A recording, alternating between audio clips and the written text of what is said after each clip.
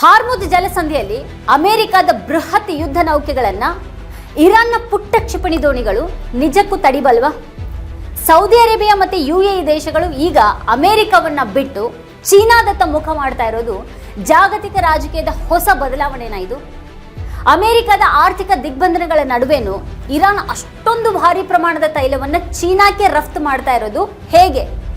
ಹಾರ್ಮುಜ್ ಮತ್ತೆ ಬಾಬ್ ಅಲ್ ಮಂದಬ್ ಜಲಸಂಧಿಗಳು ಮುಚ್ಚಿಬಿಟ್ರೆ ಜಾಗತಿಕ ತೈಲ ಮಾರುಕಟ್ಟೆ ಹಾಗೂ ಸಾಮಾನ್ಯ ಜನರ ಬದುಕಿನ ಮೇಲೆ ಉಂಟಾಗುವಂತಹ ಪರಿಣಾಮಗಳೇನು?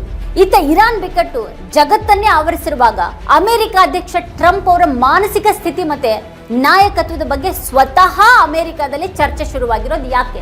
ಈ ಬಗ್ಗೆ ಒಂದು ವಿವರವಾದ ವಿಶ್ಲೇಷಣೆಯನ್ನು ವೀಕ್ಷಿಸೋದಕ್ಕೆ ಕೆಳಗಿನ ಲಿಂಕ್ ಅನ್ನ ಕ್ಲಿಕ್ ಮಾಡಿ. ನೀವಿನ್ನೂ ವಾರ್ತಾಭಾರತಿ ಚಾನೆಲ್ ಅನ್ನ ಸಬ್ಸ್ಕ್ರೈಬ್ ಮಾಡಿಲ್ಲ ಅನ್ನೋದಾದ್ರೆ ಈ ಕೂಡಲೇ ಸಬ್ಸ್ಕ್ರೈಬ್ ಮಾಡಿ, ಹಾಗೆ ಪಕ್ಕದಲ್ಲೇ ಇರುವಂತಹ ಬೆಲ್ ಐಕಾನ್ ಪ್ರೆಸ್ ಮಾಡಿ ನಮ್ಮನ್ನ ಪ್ರೋತ್ಸಾಹಿಸಿ.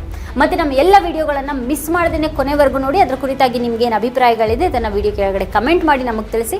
ಮತ್ತೆ ನಿಮ್ಗೆ ಇಷ್ಟವಾದಂತಹ ವಿಡಿಯೋಗಳ ಲಿಂಕ್ ಅನ್ನ ನಿಮ್ಮೆಲ್ಲ ಬಂಧು ಮಿತ್ರರಿಗೆ ಶೇರ್ ಮಾಡಿ. Thank you.